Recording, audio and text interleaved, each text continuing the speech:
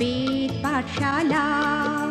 রীতি দুয়ার দাও খুলে করো শ্রবণ, প্রভুরই এই বচন বেদ পাঠশালা। নমস্কার, শুরু হলো বাইবেল অধ্যয়নমূলক অনুষ্ঠান বেদ পাঠশালা। এই অনুষ্ঠানে আপনাকে জানাই আমাদের প্রীতি ও শুভেচ্ছা।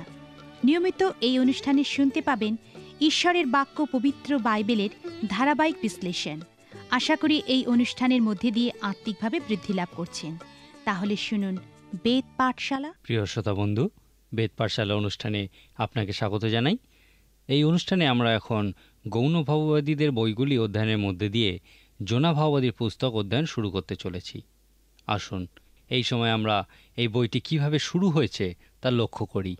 লেখা আছে, সদাপ্রভুর এই বাক্য অমিত্যের পুত্র জোনার কাছে উপস্থিত হইল, তুমি উঠো, নিনবিতে সেই মহানগরে যাও, আর নগরের বিরুদ্ধে ঘোষণা করো, কেননা তাহাদের দুষ্টতা আমার সম্মুখে উঠিয়াছে।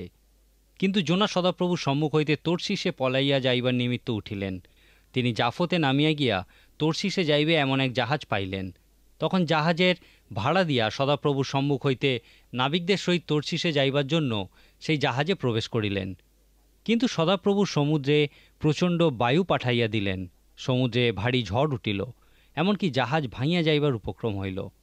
তখন নাবিকেরা ভীত হইল, প্রত্যেকজন আপন আপন দেবতার কাছে কাঁদিতে লাগিল, আর ভার লাঘবের নিমিত্ত জাহাজের মাল সমুদ্রে ফেলিয়া দিল।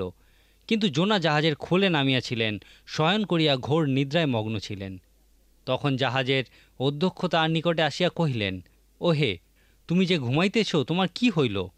উঠো, তোমার ঈশ্বরকে ডাকো, হয়তো ঈশ্বর আমাদের বিষয়ে চিন্তা করিবেন ও আমরা বিনষ্ট হইব না। পরে নাবিকেরা পরস্পর কহিল, আইসো, আমরা গুলিবাট করি, তা হইলে জানিতে পারিব কাহার দোষে আমাদের প্রতি এই অমঙ্গল ঘটিতেছে। পরে তাহারা গুলিবাট করিল, আর জোনার নামে গুলি উঠিল। তখন তারা তাহাকে কহিল, বলো দেখি, কাহার দোষে আমাদের প্রতি এই অমঙ্গল ঘটিতেছে? তোমার ব্যবসায় কি? কোথা হইতে আসিয়াছ? তুমি কোন দেশের লোক, কোন জাতীয়? তিনি তাহাদিওকে কহিলেন, আমি ইব্রিয়, আমি সদাপ্রভুকে ভয় করি, তিনি স্বর্গের ঈশ্বর, তিনি সমুদ্র স্থল নির্মাণ করিয়াছেন। তখন সেই লোকেরা অতিশয় ভীত হইয়া তাহাকে কহিল, তুমি একই কর্ম করিয়াছ? কেননা তিনি যে সদাপ্রভুর সম্মুখ হইতে পলাইতেছেন, ইহা তাহারা জ্ঞাত ছিল, কারণ তিনি তাহাদিওকে বলিয়াছিলেন।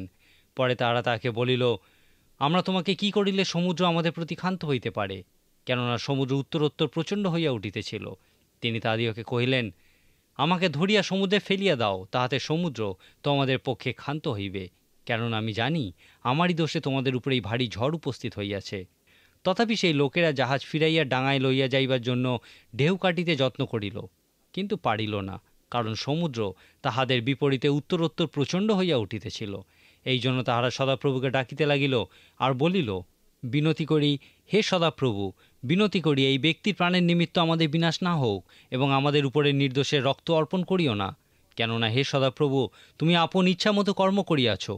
পরে তাহারা জোনাকে ধরিয়া সমুদ্রে ফেলিয়া দিল, তাহাতে সমুদ্র থামিল আর প্রচণ্ড হইল না। তখন সেই লোকেরা সদাপ্রভু হইতে অতিশয় ভীত হইল, আর তাহারা সদাপ্রভুর উদ্দেশ্যে বলিদান করিল এবং নানা মানত করিল।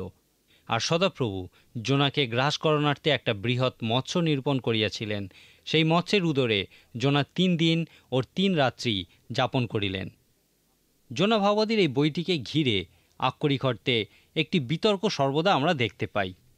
আপনি কি প্রকৃতই বিশ্বাস করেন যে একটা প্রকাণ্ড মাছ জোনাকে গিলে ফেলেছিল এবং তিনি 3 দিন ও 3 রাত সেই মাছের পেটে ছিলেন? আক্ষরিক অর্থে এই ঘটনায় কি আপনি বিশ্বাস করেন? এই ধরনের বিতর্ক আমরা প্রায়ই শুনে থাকি।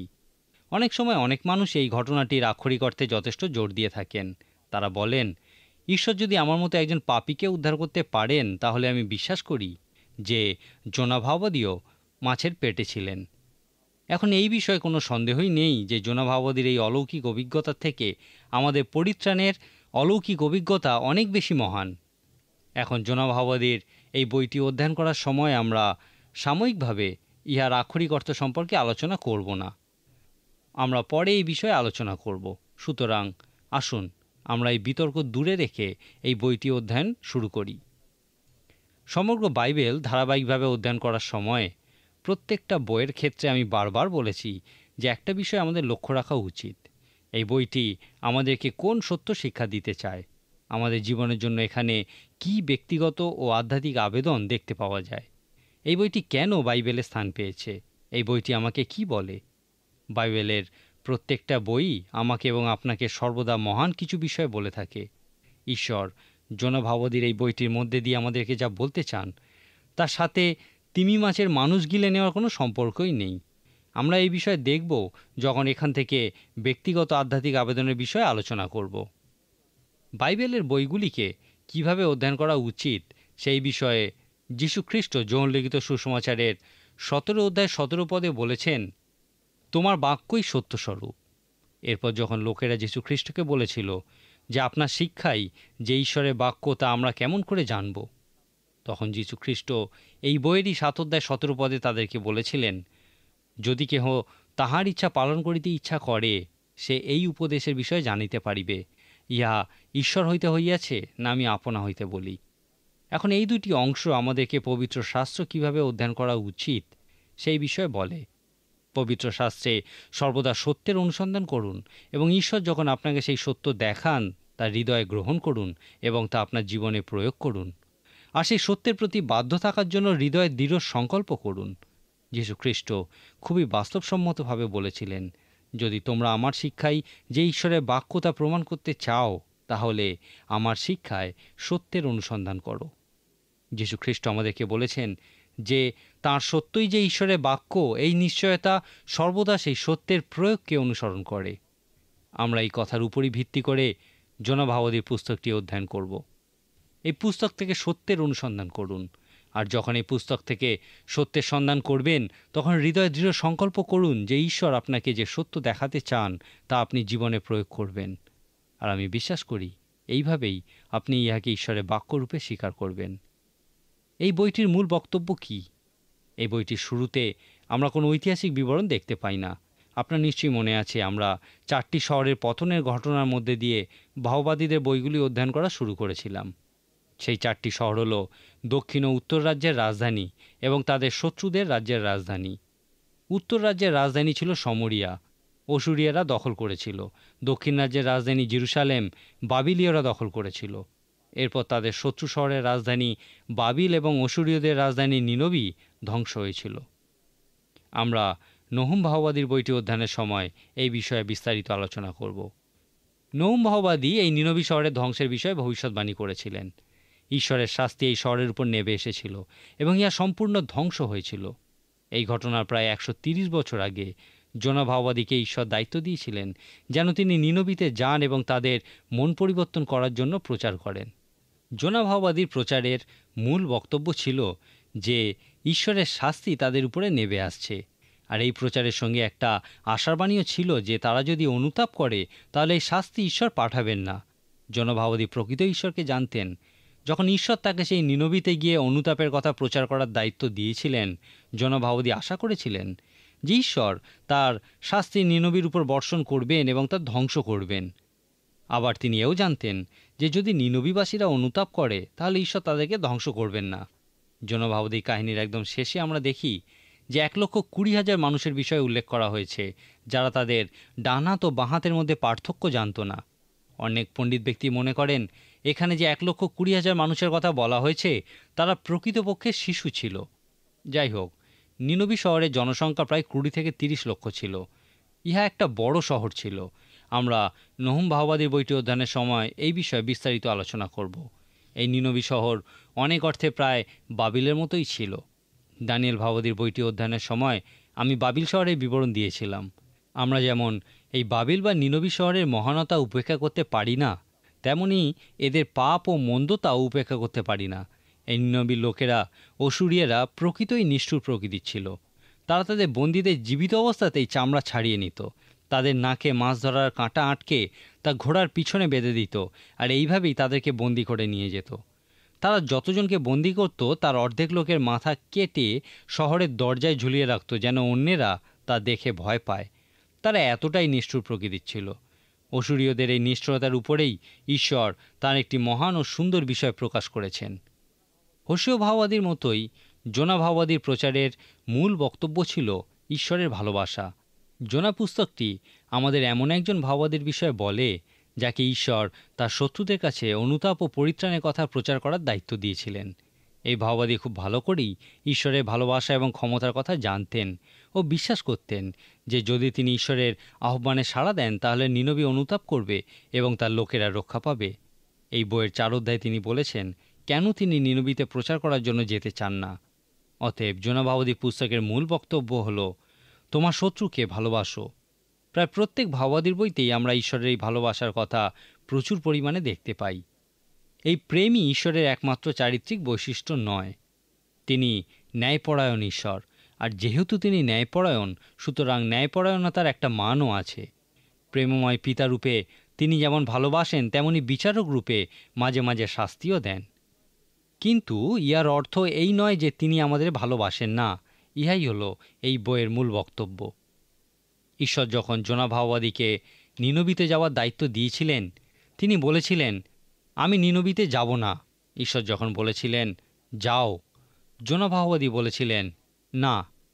আমরা ইতিমধ্যেই পবিত্র শাস্ত্র থেকে একটি বিশেষ পদ্ধতির বিষয় দেখেছি, যাকে আমরা বলে থাকি ঈশ্বরের লোকেদের যাওয়া এবং আসা।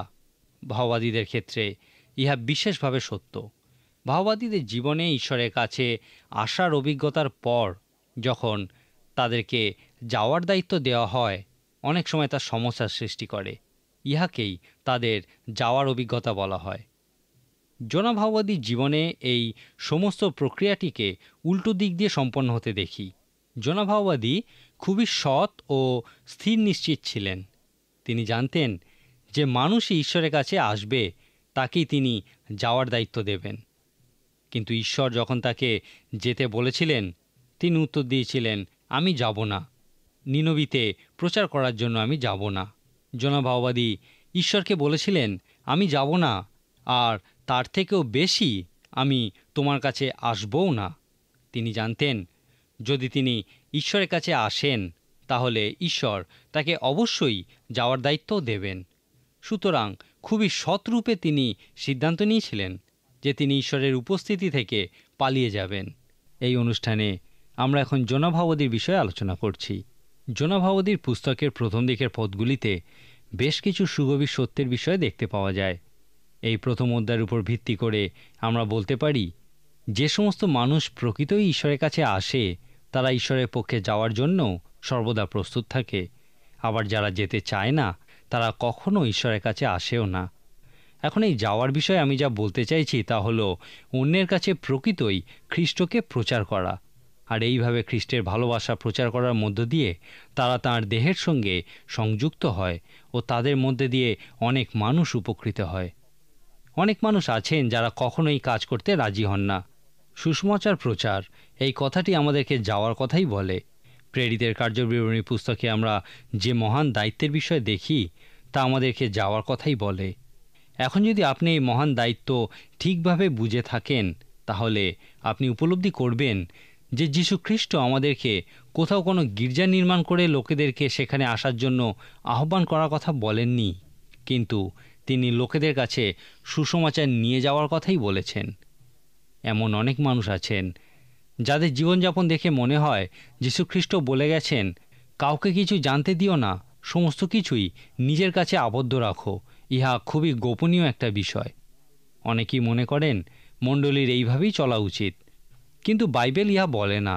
জোনা ভাওবাদী আমাদেরকে দেখিয়েছেন যে ঈশ্বরের কাছে আসা তার পক্ষে যাওয়ার দিকে এগিয়ে দেয়। তিনি এই বিষয়ে এতটাই নিশ্চিত ছিলেন যে তিনি যখন না যাওয়ার সিদ্ধান্ত নিয়েছিলেন তখন তিনি ঈশ্বরের কাছে না আসারও সিদ্ধান্ত নিয়েছিলেন। গতদিনে আমরা দেখেছি যে ঈশ্বর যখন জোনা ভাওবাদীকে তাদের শত্রুদের কাছে অর্থাৎ সেই নিনবীবাসীদের কাছে অনুতাপের বিষয়ে প্রচার করার দায়িত্ব দিয়েছিলেন, জোনা ভাওবাদী সেই দায়িত্ব অস্বীকার করেছিলেন এবং ঈশ্বরের উপস্থিতি থেকে পালিয়ে গেছিলেন। ঈশ্বরের কাছ থেকে পালাতে গিয়ে জোনা ভাওবাদীর অবস্থা খুবই শোচনীয় হয়েছিল। 139 গীতে রাজা দাউদ এমন অনেক বিষয়ের কথাই বলেছেন যেগুলো থেকে আমরা কখনো পালাতে পারি না। তারপর তিনি ঈশ্বরের কাছ থেকে পালানোর বিষয়ে বলেছেন, আমি তোমার আত্মা হইতে কোথায় যাইব, তোমার সাক্ষাৎ হইতে কোথায় পালাইব। ঈশ্বরের সাক্ষাৎ থেকে পালানো কোনো মতেই সম্ভব নয়। আদি পুস্তকের 3 অধ্যায়ে আমরা ঈশ্বর ও মানুষের একটা সুন্দর চিত্র দেখতে পাই।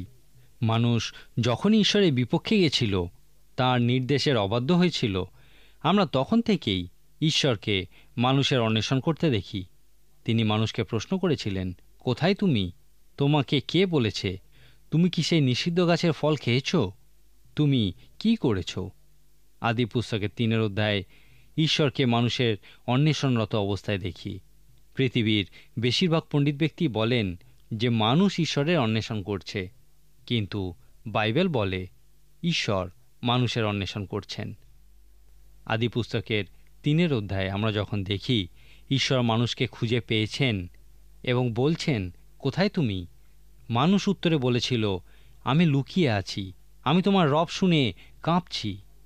আমি জানি আমার উলঙ্গতা প্রকাশ হয়ে পড়বে, আর আমি চাই না আমার উলঙ্গতা প্রকাশিত হোক, সেই জন্যেই আমি লুকিয়ে আছি। ইহাই হলো মনুষ্য প্রকৃতি।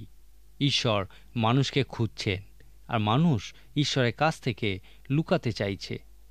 এই বিষয়টাই আমরা যোনা ভাবদীর পুস্তকের 1 অধ্যায়ে দেখতে পাই। মনোবিদেরা বলেন মানুষের প্রকৃতি হলো সত্য থেকে লুকানো, এবং এখানে আমরা যোনা ভাবদীকে ঈশ্বরের সামনে থেকে লুকিয়ে পড়তে দেখি। এখন যে ব্যক্তি ঈশ্বরের সামনে থেকে লুকিয়ে পড়তে চায়, সে সর্বদা নিজেকে অজ্ঞাত রাখতে চায়।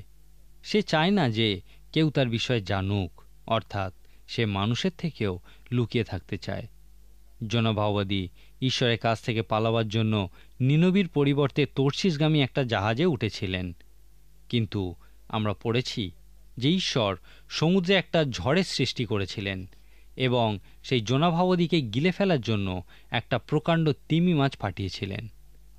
পবিত্র শাস্ত্র থেকে স্বাধীন ইচ্ছার বিষয়ে আমরা এই সিদ্ধান্তে পৌঁছাতে পারি যে এক অর্থে বলা যায় ঈশ্বর কোনো কাজের জন্য কোনো মানুষকে কখনো বাধ্য করেন না, কারণ তিনি তাকে স্বাধীন ইচ্ছা দিয়েছেন।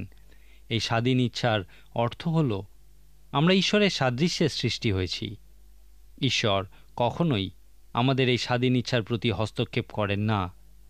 এই নির্বাচনের ক্ষমতা আমাদের মনুষ্য প্রকৃতির ক্ষেত্রে একটা খুবই গুরুত্বপূর্ণ বিষয়, এবং ঈশ্বরের দৃষ্টিতেও ইহা খুবই গুরুত্বপূর্ণ।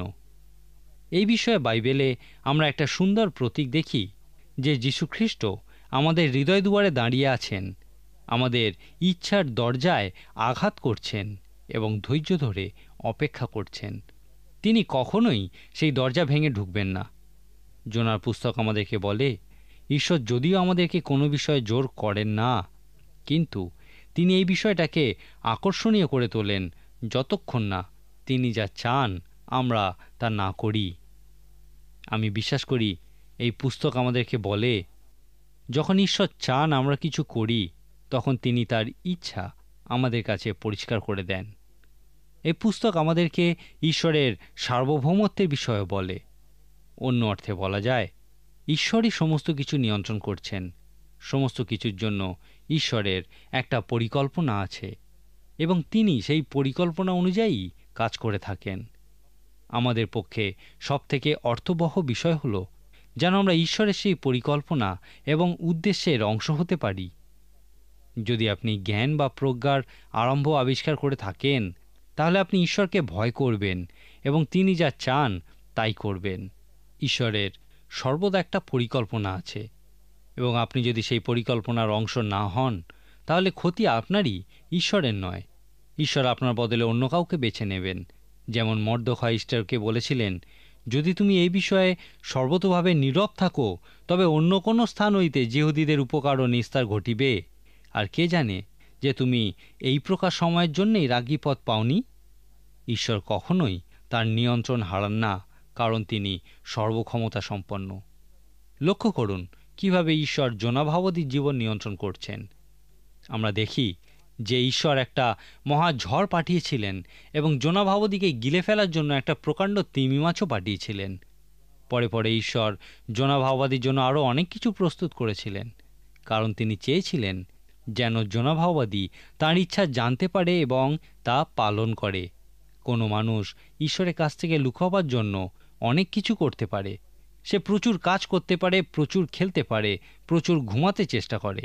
সে ঈশ্বরের সামনে কিছুতেই আসতে চায় না এবং জীবনেরও সম্মুখীন হতে চায় না। ঈশ্বর যখন সেই ঝড় পাঠিয়েছিলেন, তখন সেই জাহাজের প্রত্যেকেই তাদের নিজ নিজ দেবতার উদ্দেশ্যে প্রার্থনা করছিলেন, কিন্তু জোনা ভাওবাদী জাহাজের একেবারে নিচে খোলের মধ্যে গিয়ে নিশ্চিন্তে ঘুমাচ্ছিলেন। তখন জাহাজের অধ্যক্ষ তার কাছে গিয়ে তাকে বলেছিলেন, এই সময় কিভাবে তুমি ঘুমাতে পারো? যে মানুষ ঈশ্বরের কাছ থেকে লুকায় সে যে কোনো জায়গায় যে কোনো সময় ঘুমাতে পারে। যে কেউ চিন্তা করে যে সে ঈশ্বরের থেকে লুকাতে পারে, সে চিন্তা করে ঝড়ের থেকেও সে লুকাতে পারে। সেই জাহাজের নাবিকেরা এবং অধ্যক্ষ যখন জোনা ভাওবাদীকে ধরে জিজ্ঞাসা করেছিল, তোমার ব্যবসা কি? কোথা হইতে আসিয়াছ? তুমি কোন দেশের লোক? তখন জোনা ভাওবাদী উত্তরে বলেছিলেন, আমি সেই ঈশ্বরের আরাধনা করি যিনি সমুদ্র নির্মাণ করেছেন এবং তিনি আমার উপর ক্রুদ্ধ হয়েছেন।